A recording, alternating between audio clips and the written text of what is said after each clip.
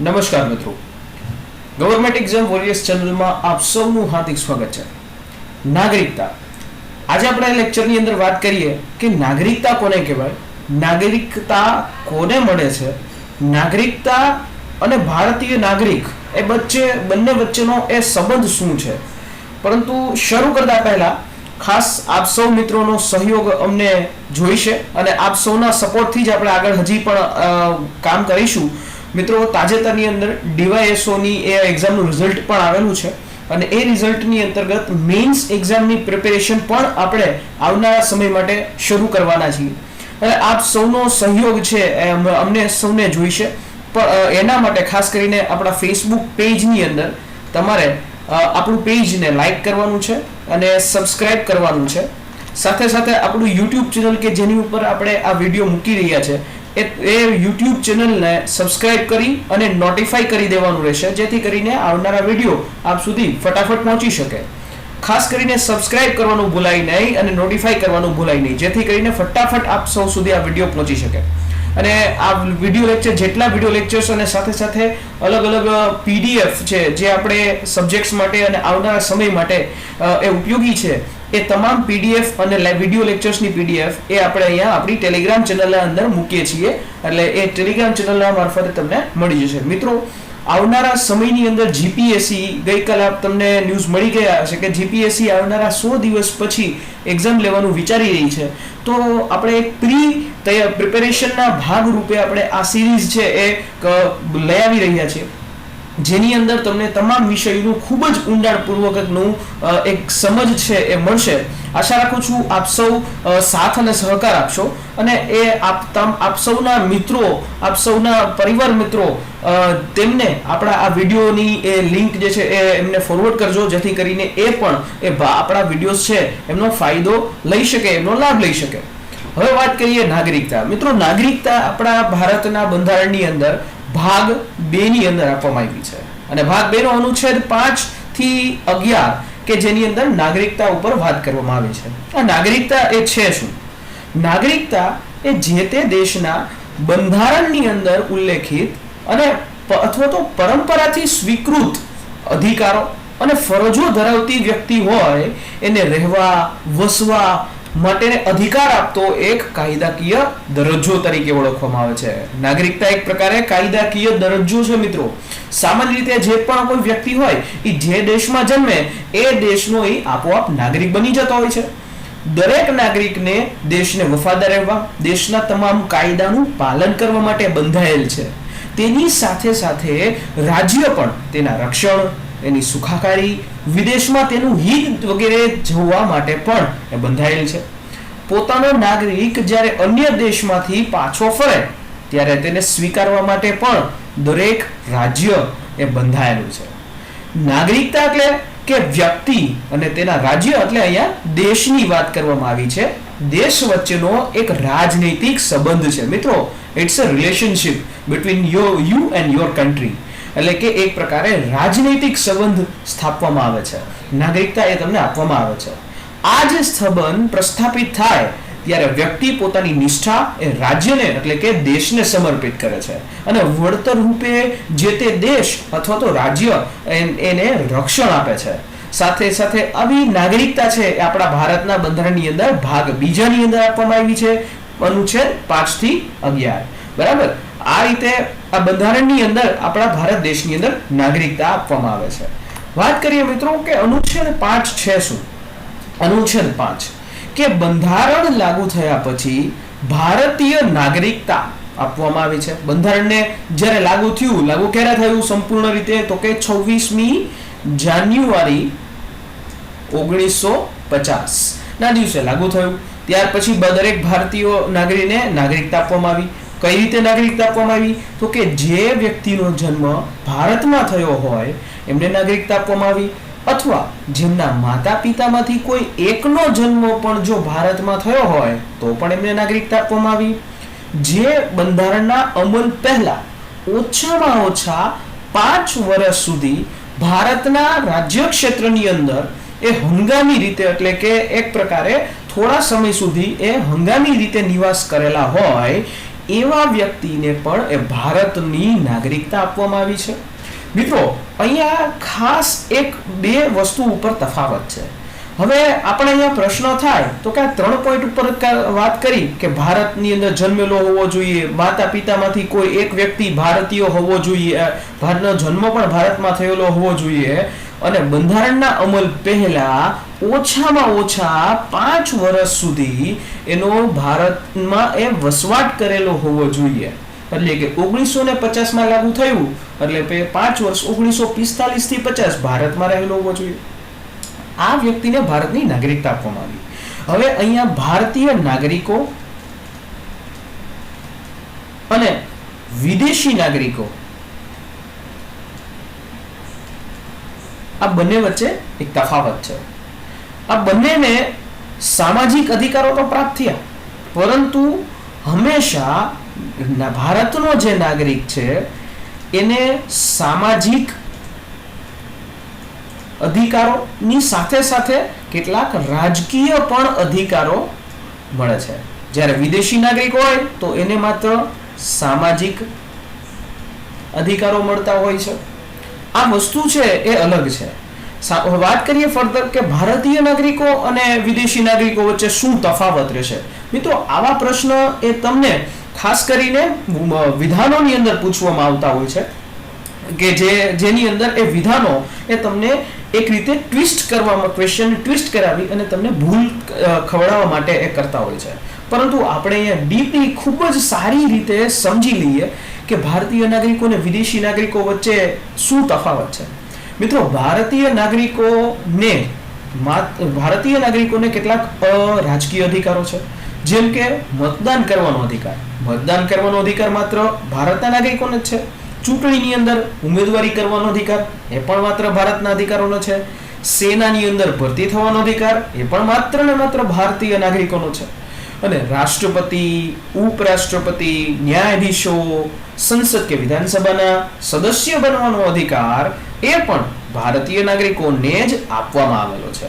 એટલે અહીંયા ભારતીય નાગરિકોને કેટલીક વિશેષ અધિકારો છે આપવામાં આવેલા છે. શા માટે? કારણ કે ભારતના નાગરિક છે. અનુચ્છેદ 6 ની વાત કરીએ કે અનુચ્છેદ 6 ની અંદર એમ કહેવામાં આવ્યું કે કેટલાક લોકો કે જે પાકિસ્તાનથી ભારત આવ્યા છે એમને ભારતીય નાગરિકતા આપવામાં આવી અનુચ્છેદ 6 અંતર્ગત. અને પાકિસ્તાનના સમાવિષ્ટ પ્રદેશમાંથી ભારતના પ્રદેશમાં કોઈ વ્યક્તિએ સ્થળાંતર કરેલું હોય, એ સમય એવો હતો 1947 નો, ભારત અને પાકિસ્તાન બંનેના ભાગલા થયા અને એ ભાગલાની અંદર એ બંને દેશોમાંથી હિજરત થઈ અને એ હિજરત થવાને કારણે પાકિસ્તાનના કેટલાક લોકો ભારતમાં આવ્યા, ભારતના કેટલાક લોકો પાકિસ્તાન ગયા. તો આવા સમયે ભારતની નાગરિકતા જે છે એમને ત્યાં આપવામાં આવી. અને એ રીતે જે છે એમાં એમ કહેવામાં આવે છે કે જો કોઈ માતા પિતામાંથી એક અથવા તો તેના દાદા દાદીમાંથી એક વ્યક્તિનો જન્મ એ ગવર્મેન્ટ ઓફ ઇન્ડિયા એક્ટ 1935 ની વ્યાખ્યા મુજબ કરવામાં આવ્યો હોય તો એવા લોકોને ભારતીય નાગરિક ગણી લેવામાં આવે. બરાબર? આવી રીતે જે છે 1948 નો એક સમય આપવામાં આવે છે. 1948 ના રોજ અથવા તો ત્યારબાદ અથવા તો એની પહેલા કોઈ વ્યક્તિ ભારતમાં સ્થળાંતર કરી ગયેલી હોય તો એવા વ્યક્તિને પણ ભારતીય નાગરિક તરીકે ગણવામાં આવશે અને બંધારણ મુજબ એમને ભારતનો જ નાગરિક ગણવામાં આવશે. અનુચ્છેદ 7 ની અંદર વાત કરીએ, ભારતમાંથી પાકિસ્તાન સ્થળાંતર કરી ગયેલી છે, માઇગ્રેટ કરી ગયેલી છે એવી વ્યક્તિઓના નાગરિકત્વ વિશેની તેમાં જોગવાઈ કરવામાં આવી. એ અનુસાર 1 માર્ચ 1947 પછી ભારતના પ્રદેશમાંથી હાલમાં પાકિસ્તાનમાં સમાવિષ્ટ પ્રદેશમાં જે એ સ્થળાંતર કરી ગયેલી હોય તો એ ભારતનો નાગરિક ગણાશે નહીં. પરંતુ અહીંયા એક અપવાદ પણ કહેવામાં આવ્યો છે. શું અપવાદ છે? કે જો એ અનુમતિ લઈ, ભારત સરકારની અનુમતિ લઈને પાછા ફરી ગયા હોય ભારતમાં તો એ ભારતનો નાગરિક ગણાશે. એટલે આ પાકિસ્તાન, ભારતમાંથી પાકિસ્તાન વહી ગયા છે એવા લોકો ભારતના નાગરિક નહીં ગણાય. પરંતુ જો એ પાકિસ્તાનથી ભારતમાં ફરી પાછા આવી ગયા છે ભારત સરકારની અનુમતિ લઈને તો એવા લોકોને ભારતના નાગરિક ગણવામાં આવશે. અનુચ્છેદ 8 એમ કહે છે કે જે લોકો ભારતના મૂળ નિવાસી હોય અને વિદેશમાં રહેતા હોય એમને નાગરિકતા આપવાની જોગવાઈ એ જો કોઈ વ્યક્તિનો જન્મ કે તેના માતા પિતા અથવા કોઈ દાદા દાદીનો જન્મ એ ભારત શાસન અધિનિયમ 1935 ના ભારતમાં થયો હોય અને એ વિદેશમાં એ વ્યક્તિ રહ્યો હોય તો એને એ દેશની ભારતની પ્રતિનિધિ કચેરી એટલે કે ઇન્ડિયન એમ્બેસીની અંદર નોંધણી કરાવેલી હોય તો એ ભારતનો નાગરિક બની શકાશે. એટલે આ એક આખો અનુચ્છેદ છે એ વિદેશોની અંદર રહેતા ભારતીયો માટે ખાસ કરીને બનાવવામાં આવેલો છે. અનુચ્છેદ 9 અંતર્ગત કહેવામાં આવ્યું કે કોઈ વ્યક્તિ સ્વેચ્છાએ ભારતનું નાગરિકત્વ ત્યાગ કરે અથવા તો સ્વેચ્છાએ વિદેશી નાગરિકત્વ પ્રાપ્ત કરે તો એવા વ્યક્તિઓ ક્યારે ભારતના નાગરિક ગણાય નહીં. અને આનું એક્ઝામ્પલ આપું તમને, મેહુલ ચોકસી, નીરવ મોદી, આવા બધા લોકો એ ભારતનું નાગરિકત્વ સ્વેચ્છાએ છોડી દીધી છે. આ બધા નામો છે કારણ કે આ નામો તો આપણે જાણીએ જ છીએ અને શું કામ કરેલું છે એ પણ આપણે જાણીએ છીએ, એટલે એ બાબત વિશે મારે તમને માહિતી આપવાની જરૂર પણ નથી. પરંતુ આ બંને લોકો હાલની અંદર ભારતનો નાગરિક ગણાવવામાં આવતા નથી અને ભારત ઉપર એની ઉપર ચાર્જીસ પણ છે કારણ કે એને બીજા દેશની નાગરિકતા સ્વીકારી લીધી છે. બરાબર, એટલે આ વ્યક્તિઓ ભારતના ક્યારેય નાગરિક થઈ શકે નહીં. અનુચ્છેદ 10 અંતર્ગત નાગરિકોના હકોનું સાતત્યની વાત કરવામાં આવી છે. આપણે આગળ વાત કરીશું ફર્ધર.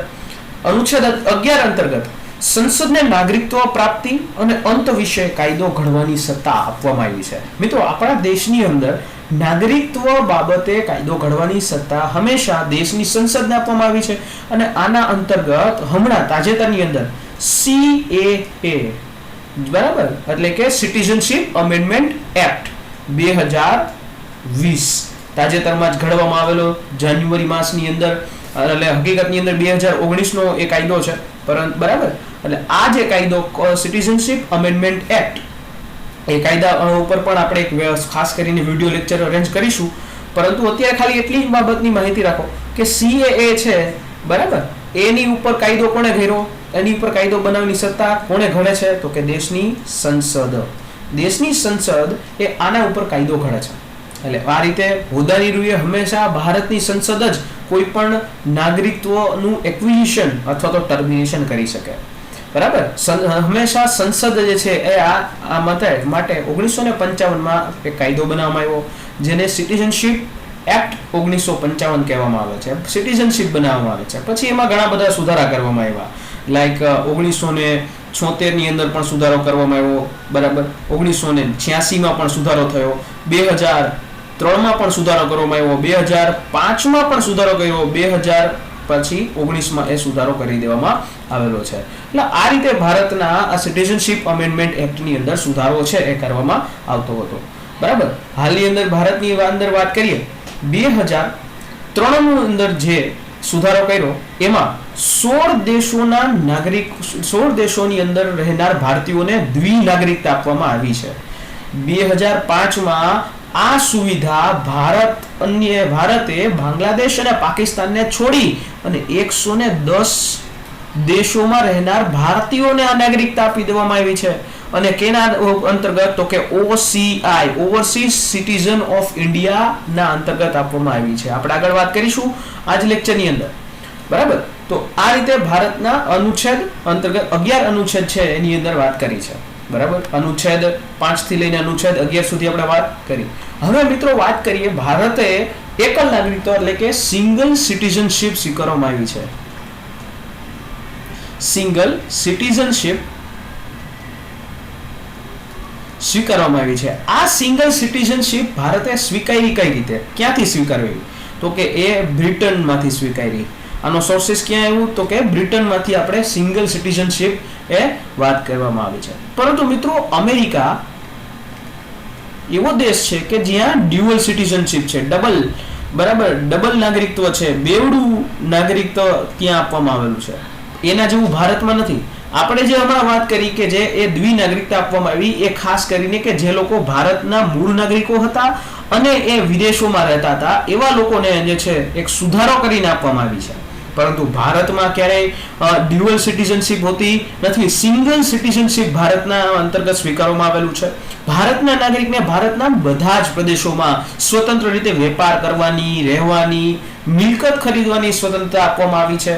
પણ એક અપવાદ હતો પેલા જમ્મુ અને કાશ્મીર, પરંતુ હવે તો એ અપવાદ પણ અહીંયા નીકળી ગયેલો છે. એટલે ભારત સિવાય એકલ નાગરિકત્વનો નિયમ, સિંગલ સિટીઝનશીપનો નિયમ છે ભારત સિવાય કયા કયા દેશમાં છે? તો ચાઇના, ચીનમાં છે, ઇન્ડોનેશિયામાં છે, ઇન્ડોનેશિયાની અંદર પણ છે, મલેશિયામાં છે, મોરેશિયસમાં છે. આવા બધા દેશો છે કે જ્યાં સિંગલ સિટીઝન છે પરંતુ બેવડું નાગરિકત્વ હોય એવા પણ દેશો છે, જેમ કે Switzerland, Germany, Iraq, Italy, USA, Denmark. આવા બધા દેશો છે કે જ્યાં બેવડું નાગરિકત્વ આપવામાં આવેલું છે. તો આ રીતે આપણે એવા એકલ નાગરિકત્વ જે ભારતમાં સ્વીકારેલું છે. હવે પ્રશ્ન એવો થાય કે ભારતમાં નાગરિકતા જોતી હોય તો કઈ રીતે મેળવી શકાય? મિત્રો, ભારતમાં જો તમારે નાગરિકતા જોતી હોય તો તમારે કાં તો જન્મ આધારિત નાગરિકત્વ મળે, કાં તો વંશ આધારિત નાગરિકતા મળે, કાં તો નોંધણી દ્વારા નાગરિકતા મળે, કાં તો દેશીયકરણ દ્વારા નાગરિકતા મળે, અથવા તો નવા પ્રદેશો ભારત સરકાર પોતાનામાં જોડી દે તો તમને ભારતની નાગરિકતા મળે છે.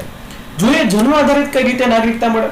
મિત્રો, કોઈ પણ વ્યક્તિ કે જેનો જન્મ 26 જાન્યુઆરી 1950 પછી ભારતમાં થયો હોય અથવા તો તેના માતા પિતામાંથી બંનેમાંથી કોઈ પણ એક વ્યક્તિ ભારતનું નાગરિકતા ધરાવતા હોય તો એને જન્મ આધારિત નાગરિકતા મળે. પરંતુ આમાં કેટલોક અપવાદ છે. વિદેશના જે રાષ્ટ્રીય કર્મચારીઓ છે, ધારો કે ભારતની અંદર બીજા દેશોની એમ્બેસી છે, તો એના કર્મચારીઓને ક્યારેય ભારતના એના કર્મચારીઓના બાળકો છે ભારતમાં જન્મ લે તો એને ભારતનું નાગરિકતા આપવામાં આવતી નથી. અને જન્મ સમયે માતા પિતામાંથી કોઈ એક વિદેશી શસ્તુ હોય અથવા તો એવા સ્થળે જન્મ થયો હોય કે એ શત્રુના કબજામાં હોય. POK વાળા અત્યારે હજી ભલે આપણે વાત કરીએ કે ભારતના નાગરિક ગણવામાં આવે છે, પરંતુ એને એક રીતે પાકિસ્તાનના લોકોને ગણવામાં આવતા નથી. તો એવા લોકોને ભારતનું નાગરિક ગણવામાં આવશે નહીં. 1985માં એ ફરજિયાત કરવામાં આવ્યું કે ભારતમાં જન્મ લેનાર વ્યક્તિની માતા અને પિતામાંથી કોઈ પણ એક ભારતનો નાગરિક તો હોવો જ જોઈએ. જે ત્યારબાદ 2004માં એક સુધારો કરવામાં આવ્યો કે 3 ડિસેમ્બર 2004 ના દિવસે અથવા તો ત્યારબાદ જે વ્યક્તિ ભારતમાં જન્મ્યું હોય તો એને નાગરિકતા ત્યારે જ મળી શકે છે કે જો એના જન્મ સમયે એમના માતા પિતા બંને એ ભારતના નાગરિક હોય અથવા તો માતા પિતામાંથી કોઈ એક ભારતનો નાગરિક હોય અથવા તો એ વ્યક્તિ માતા પિતામાંથી કોઈ એક વ્યક્તિ કે જે જન્મ સમયે ભારતમાં ગેરકાયદેસર રીતે આવેલા ન હોય, ગેરકાયદેસર સ્થળાંતર ન થયેલું હોય. મિત્રો, આપણને જ્યારે જન્મ થાય છે ત્યારે એક બર્થ સર્ટિફિકેટ આપવામાં આવે છે અને એ બર્થ સર્ટિફિકેટની અંદર તમારું નામ, માતા અને પિતાનું નામ આ વસ્તુ કમ્પલસરી લખવામાં આવતું હોય છે, જે એક રીતે એવું દ્વારા સાબિત કરવામાં આવે છે કે જન્મ દ્વારા તમને ભારતનું નાગરિકત્વ મળે છે. આ રીતે ભારતનું નાગરિકત્વ જન્મ દ્વારા મળે છે. ત્યાર પછી વાત કરીએ કે વંશ આધારિત નાગરિકત્વ કઈ રીતે મળે. વંશ આધારિત નાગરિકત્વ જો તમારે જોતું હોય તો કોઈ પણ વ્યક્તિ કે જેનો જન્મ 26મી જાન્યુઆરી 1950 પછી ભારત બહાર થયો હોય પરંતુ જન્મ સમયે એના માતા પિતા ભારતના નાગરિક હોય, બરાબર, તો એમને ભારતની નાગરિકતા મળી જાય છે. ડાયરેક્ટલી માતા પિતા જે છે એ ભારતના નાગરિક હતા એટલા માટે એમને ભારતનું નાગરિકતા મળી જાય છે. પિતા ફક્ત વંશાનુક્રમ દ્વારા ભારતનો નાગરિક હોય તો એ જન્મ મુજબ પણ ભારતનો નાગરિક ગણવામાં આવે. હવે અહીંયા 2004માં એક સુધારો કરવામાં આવ્યો. 2004માં ના દિવસ પછી ભારતની બહાર જન્મેલો કોઈ વ્યક્તિ જો એને આ જોગવાઈ હેઠળ નાગરિકતા મળતી નથી, એના માટે કેટલીક ખાસ બાબત છે. એમને જન્મ પછીના 1 વર્ષની અંદર ભારતીય વાણિજ્ય દૂતાવાસ એટલે કે ઇન્ડિયન એમ્બેસીમાં જન્મની નોંધણી કરાવેલી હોય.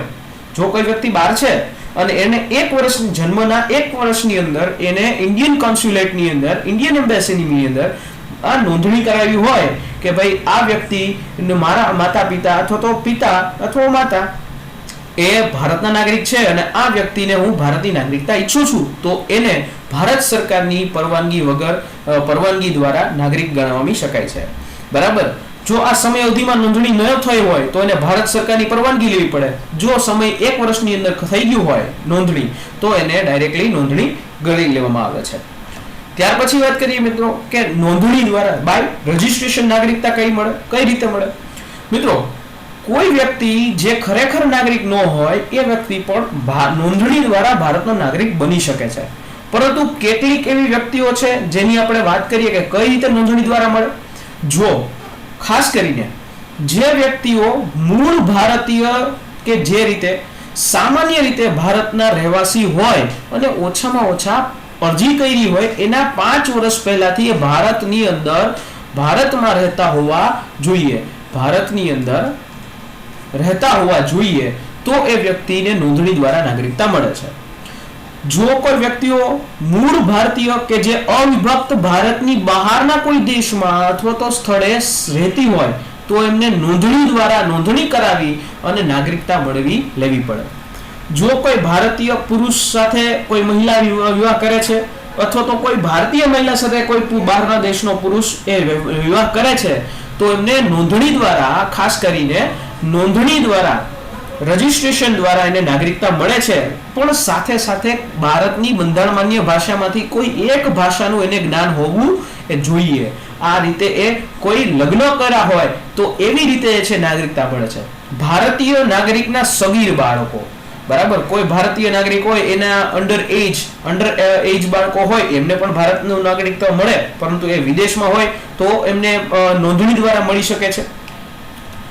ત્યાર પછી કોમનવેલ્થ દેશો અને આયર્લેન્ડ ગણરાજ્યના જે એડલ્ટ અને સ્વસ્થ નાગરિકો કે જે ત્યાંની નાગરિકતા છેલ્લા 5 વર્ષથી ધરાવતા હોય અને નોંધણી અરજી કરવા માટેના 1 વર્ષ પહેલાથી એ ભારતમાં રહેતો હોય અને અરજી આપ્યા પછીના 5 વર્ષ એ ભારતમાં રહેતો હોય તો એને ભારતનું નાગરિકતા મળી શકે છે. આ શા માટે અહીંયા? કારણ કે ભારત એ કોમનવેલ્થ દેશોમાંથી પ્રેરાયેલો છે, બરાબર, અને એક રીતે કોમનવેલ્થ જે છે એ બ્રિટનનું જ એક ઉપનિવેશ કહેવામાં આવે છે. તો એના માટે 5 વર્ષથી એ જ્યાં દેશની નાગરિકતા ધરાવતો હોય છેલ્લા 5 વર્ષથી અને નોંધણીમાંની રજીસ્ટ્રેશનની અરજી કરી હોય એની પહેલા 1 વર્ષથી તો એ ભારતમાં રહેતો હોય, અરજી આપી દીધી, ત્યાર પછી એને 5 વર્ષ સુધી ભારતમાં રહેવું પડે તો એને આ રીતે નાગરિકતા ભારતનું મળે છે. અને આવી વાત જે છે એ નાગરિકતા સંશોધન અધિનિયમ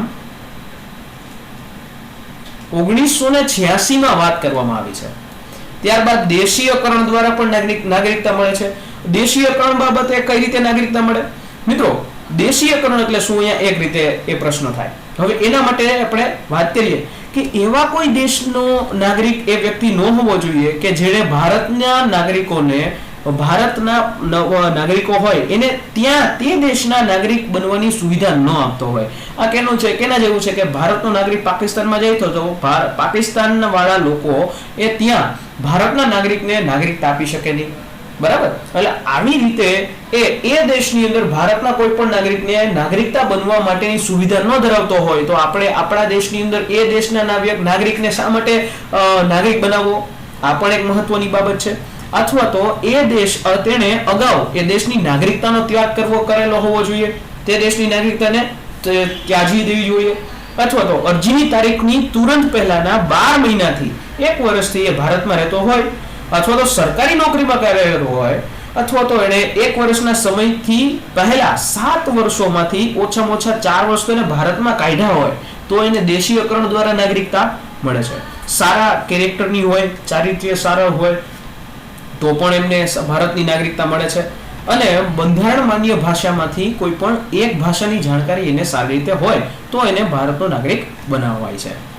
ત્યારબાદ આ રીતે જે છે વાત કરીએ તો પાકિસ્તાની કલાકાર 2016 ની અંદર પાકિસ્તાની કલાકાર જે મ્યુઝિશિયન છે જેને પાકિસ્તાની સિંગર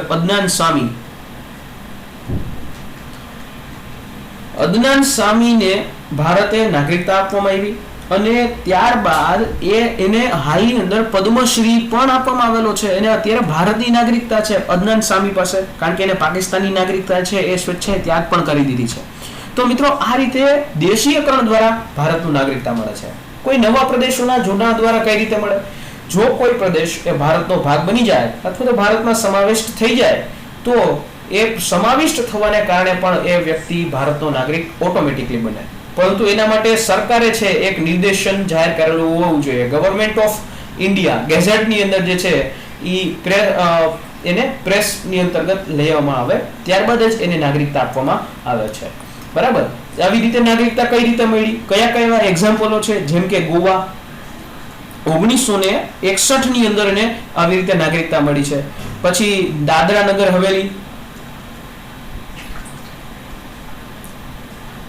નગર હવેલી કે જેને 1962 ની અંદર આવી રીતે નાગરિકતા આપવામાં આવી.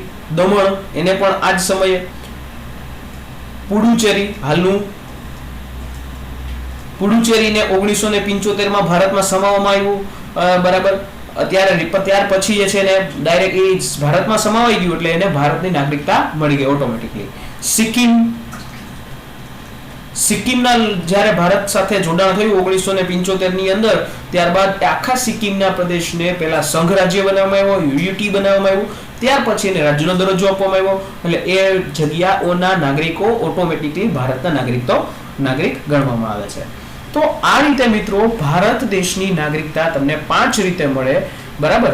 એક તો કે જન્મથી, બીજું તો કે રજિસ્ટ્રેશન દ્વારા, ત્રીજું નોંધણી દ્વારા, ત્રીજું તો કે વંશ દ્વારા, બરાબર, ચોથું તો કે દેશીયકરણ દ્વારા, અને પાંચમું નવા પ્રદેશોના જોડાણ દ્વારા.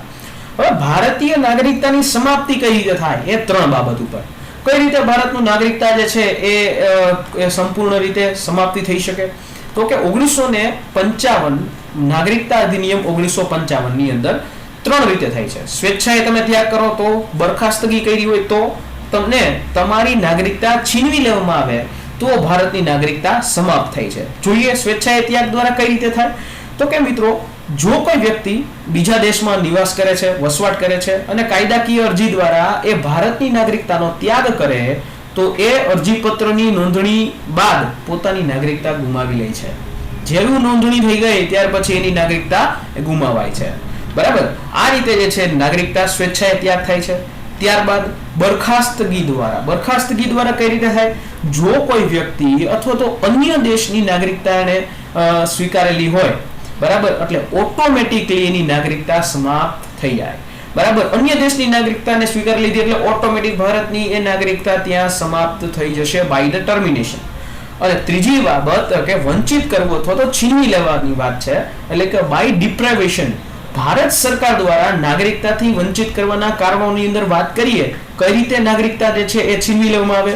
તો કે જો ભારત સરકાર દ્વારા જ્યારે રજીસ્ટ્રેશન કરની પ્રક્રિયામાં કોઈ ખોટી માહિતી તમે આપો છો અથવા તો માહિતી છુપાવો છો તો તમને ભારતની નાગરિકતા તમારી પાસેથી છીનવી લેવામાં આવે. ત્યારબાદ જો તમે ભારતના બંધારણને વફાદાર ન રહ્યા હોય તો પણ તમારી નાગરિકતા છીનવી લેવામાં આવે. કોઈ દેશદ્રોહ કર્યું હોય અથવા તો યુદ્ધ સમયે દુશ્મન દેશ સાથે તમે કોઈ છુપો વેપાર સંદેશો કર્યો હોય અથવા તો દુશ્મન દેશની સહાયતા કરી હોય તો તમારી નાગરિકતા છીનવી લેવામાં આવે. ભારત સરકારની પરવાનગી વગર તમે સતત 7 વર્ષ સુધી વિદેશમાં રહ્યો છો અને ત્યારે ભારતીય એમ્બેસીની અંદર, ઇન્ડિયન એમ્બેસીમાં તમે એ દર વર્ષેની નોંધણી કરાવવી પડે. પરંતુ જો તમે દર વર્ષે નોંધણી ન કરાવો તો પણ તમારી નાગરિકતા ત્યાં સમાપ્ત થઈ જશે, છીનવી લેવામાં આવશે. અને ભારતીય બંધારણ પ્રતિ નાગરિકતા સ્વીકારી લીધી ત્યાર પછી 5 વર્ષના સમયગાળામાં કોઈ અન્ય દેશમાં તમે 2 વર્ષ અથવા તો એનાથી વધારે સમય સુધી જેલમાં રહ્યા. ધારો કે ભારતની નાગરિકતા મળી ગઈ, તમે દુબઈની અંદર યુએઈમાં તમને 2 વર્ષથી વધારે જેલ થઈ તો તમારી નાગરિકતા ઓટોમેટિકલી સમાપ્ત થઈ જશે, છીનવી લેવામાં આવશે. તો મિત્રો આ રીતે ભારતની નાગરિકતા છીનવી લેવામાં આવતી હોય છે. બરાબર. એટલે કે નાગરિકતા ધારો 1955 અંતર્ગત ભારત સરકાર એ નાગરિકોની નાગરિકતા સમાપ્ત કરી શકે છે કે જેમણે રજીસ્ટ્રેશન અને દેશીયકરણ દ્વારા નાગરિકતા પ્રાપ્ત કરેલી હોય. અહીંયા ખાસ એક મહત્વની બાબત છે મિત્રો, જો ભારત સરકાર ક્યારેક કઈ રીતે જે છે તમારી નાગરિકતા સમાપ્ત કરી શકે છે તો કે દેશીયકરણ દ્વારા અને ત્યારબાદ રજીસ્ટ્રેશન દ્વારા એટલે કે નોંધણી દ્વારા તમારી નાગરિકતા સમાપ્ત થઈ શકે છે. પરંતુ જન્મના આધારે જેણે નાગરિકતા પ્રાપ્ત કરી છે એની નાગરિકતા ક્યારેય રદ થાય નહીં. જન્મના આધારે નાગરિકતા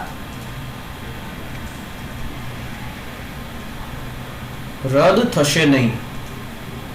બરાબર. એટલે આ રીતે તમારી નાગરિકતા ઉપર વાત કરવામાં આવી છે. આશા રાખું છું મિત્રો તમને સમજાઈ ગઈ હશે તમામ માહિતી. બરાબર. વાત કરીએ હવે બેવડી નાગરિકતાની, ડ્યુઅલ સિટીઝનશિપની. હાલની અંદર ડ્યુઅલ સિટીઝન ઉપર જ્યારે વાત કરીએ બેવડી નાગરિકતા, તો કોઈ વ્યક્તિને નાગરિકતા ભારતની અંદર તો બેવડી નાગરિકતા નથી, ડ્યુઅલ સિટીઝનશિપ નથી, પરંતુ કઈ રીતે ભારતના નાગરિકોને ડ્યુઅલ સિટીઝનશિપ મળે છે એની ઉપર વાત કરીએ. એક્સેપ્શન તો હોય ને. તો મિત્રો ડ્યુઅલ સિટીઝનશિપમાં આપણે આ ત્રણ શબ્દો જોઈએ. એનઆરઆઈ, આ શબ્દો સાંભળ્યો હશે. ઓસીઆઈ, આ શબ્દ પણ સાંભળ્યો હોય. અને પીઆઈઓ, એટલે આ શબ્દ પણ સાંભળ્યો હોય. જોઈએ ને ડીપમાં. એનઆરઆઈ એટલે શું મિત્રો? એનઆરઆઈ એટલે કે નોન રેસિડેન્ટ ઇન્ડિયન, કે જે બિન નિવાસીય ભારતીય કહેવામાં આવે. આઈટી એક્ટ 1961 મુજબ જે વ્યક્તિ પાછલા નાણાકીય વર્ષમાં 182 દિવસથી વધુ વિદેશમાં રહે છે તો એને બિન નિવાસી ભારતીય કહેવામાં આવે છે. આઈટી એક્ટ અંતર્ગત કહેવાની છે આ વાત કે આઈટી એક્ટ 1961 મુજબ જે વ્યક્તિ પાછલા નાણાકીય વર્ષમાં 182 દિવસ, કેટલા દિવસ મિત્રો? 182 દિવસથી પણ વધુ સમય વિદેશમાં રહે છે એવા લોકોને બિન નિવાસી ભારતીય કહેવાય છે.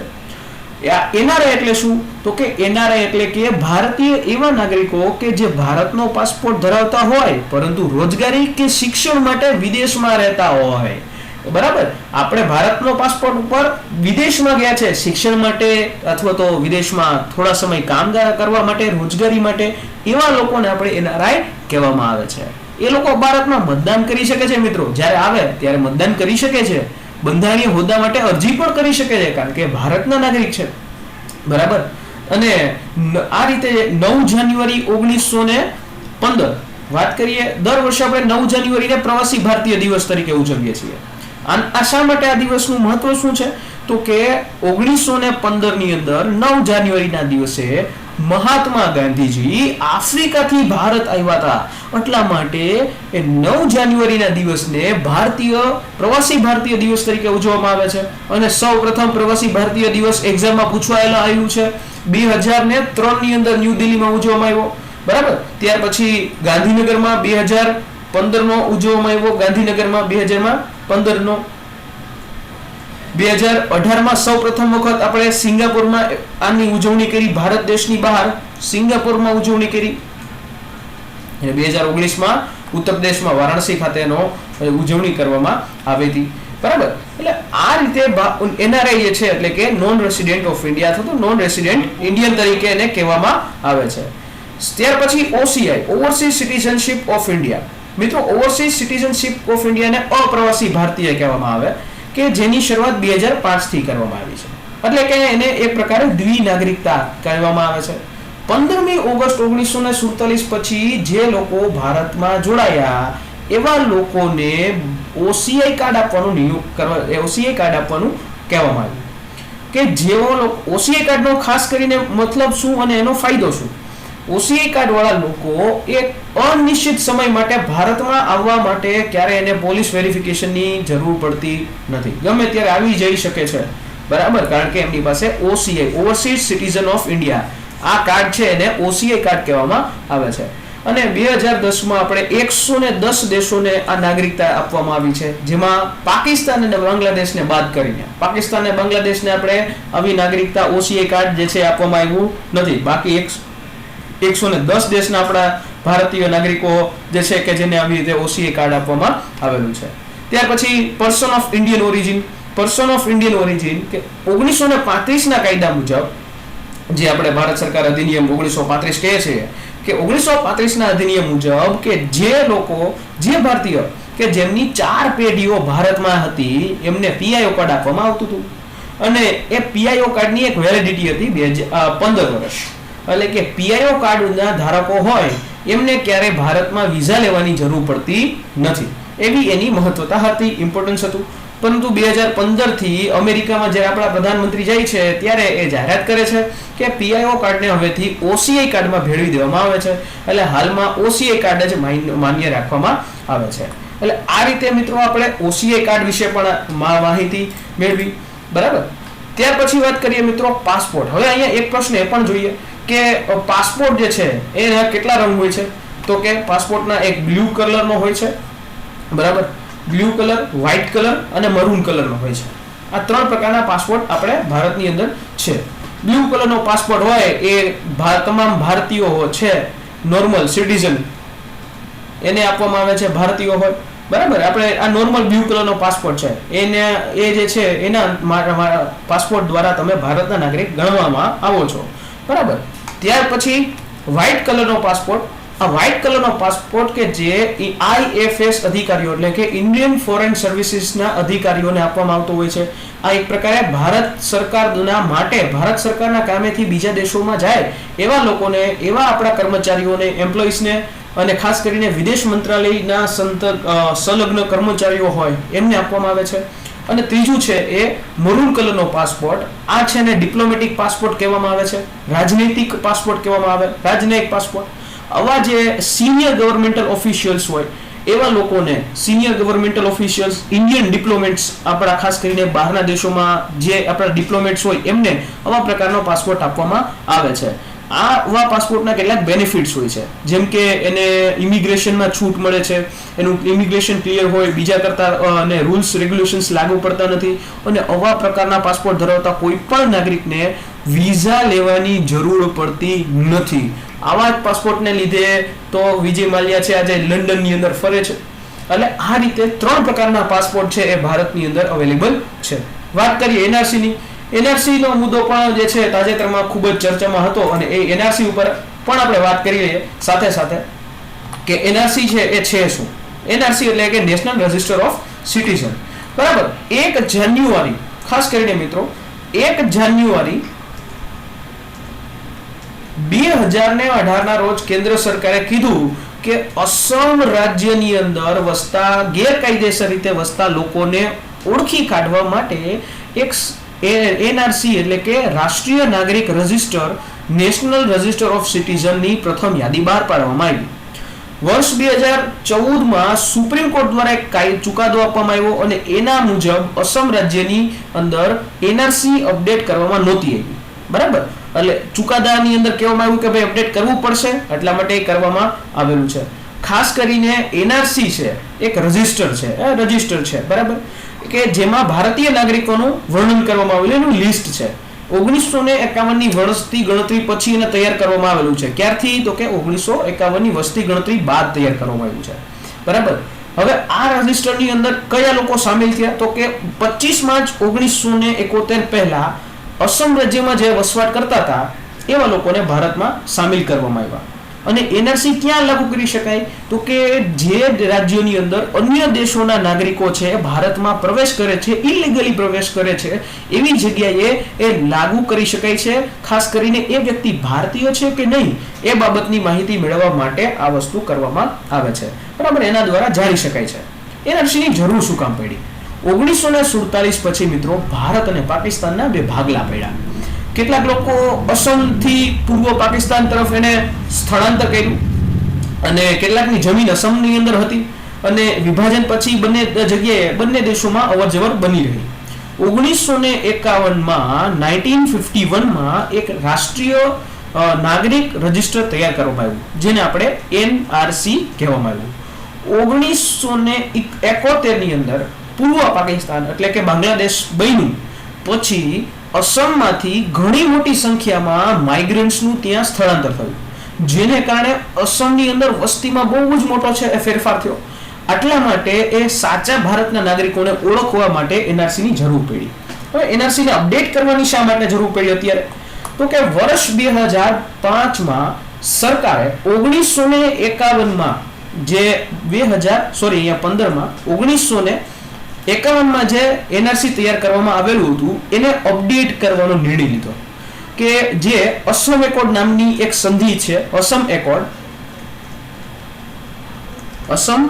એકોર્ડ નામની એક સંધિ છે, એ 1971માં કરવામાં આવી છે. એમાં અંતર્ગત અસમમાં કોઈ ગેરકાનૂની રીતે પ્રવેશ કરેલા લોકો કે જેનો જન્મ છે એ અસમમાં થયો છે એવા લોકોને પણ આ યાદીમાં હવે સમાવવામાં આવશે, બરાબર. 1971 પહેલા જે લોકો આવી ગયા છે ગેરકાનૂની રીતે, પરંતુ એમનો જન્મ ભારતમાં થયો છે અત્યારે, તો એવા લોકોને ભારતની નાગરિકતા આપવામાં આવશે. પરંતુ અહીંયા વિવાદ છે, થોડી જે વધારે ગંભીર બન્યો, કારણ કે કોર્ટની અંદર એ વાત રજૂ થઈ. 2015માં કોર્ટના આદેશથી અસમની અંદર જેટલા લોકો રહે છે એની લોકોની ચકાસણી કરવાનું કામ શરૂ થયું. એટલે એના માટે સંપૂર્ણ રાજ્યમાં એનઆરસી કેન્દ્રો શરૂઆત કરવામાં આવ્યા અને 12 અલગ અલગ પ્રકારના સર્ટિફિકેટ હોય ત્યારે જ એને એનઆરસીમાં સ્થાન મળે. નવી એનઆરસીમાં અસમમાં રાજ્યમાં એવા વ્યક્તિ અથવા તો એવા વંશનું નામ સમાવવામાં આવશે કે જેમનું નામ એનઆરસી 1951માં હોય. બરાબર. એનઆરસી 1951માં હોય અને એ 24 માર્ચ 1951 પહેલા અસમમાં આવીને વસેલા હોય એવા લોકોને આ એનઆરસીમાં સામેલ કરવામાં આવશે. હવે અહીંયા ભારત દેશના નાગરિક બનવા માટે તમારે કોઈ પણ વ્યક્તિને 1948 પહેલા ભારતમાં નાગરિકતા જે છે આવેલો હોય, ભારત દેશમાં વસેલો હોય, તો એને ભારતના નાગરિકતા આપવામાં આવે છે. પરંતુ અહીંયા કંઈક સિચ્યુએશન અલગ છે. અહીંયા 1971 ની પહેલા આવીને વસેલો હોય એવા લોકોને ગણવામાં આવે છે. તો આ રીતે આપણે એનઆરસી વિશે પણ માહિતી મેળવી. આશા રાખું છું મિત્રો કે આપ સૌને આ માહિતી જે છે એ સારી રીતે સમજાઈ ગઈ હશે અને ડીપ અન્ડરસ્ટેન્ડિંગના કોન્સેપ્ટ ઉપર જીપીએસસી ની પ્રિલિમ્સ અને મેઇન્સ એક્ઝામના ઓરિએન્ટેડ આપણે આ તમામ બાબતની માહિતી જે છે એ કોન્સન્ટ્રેટ કરીએ છીએ અને એના પર ફોકસ કરીએ છીએ. તો ખાસ કરીને આપનો સહકાર પણ અહીંયા માટે મને ખાસ જરૂર છે. તો તમામ મિત્રો આપણો આ વિડીયોને લાઈક કરજો, તમારા મિત્રોની સાથે શેર કરજો. મિત્રો તમામ ગ્રુપમાં ફેલાવી દો, તમામ આપણા ગુજરાતની અંદર ફેલાવી દો અને સબસ્ક્રાઇબ કરવાનું પણ ભૂલતા નહીં, જેથી કરીને આવનારા વિડીયો એ ફટાફટ આપ સુધી પહોંચી શકશે. બરાબર. મળીએ છીએ નવા વિડીયોની અંદર. ત્યાં સુધી જય હિન્દ, જય ભારત.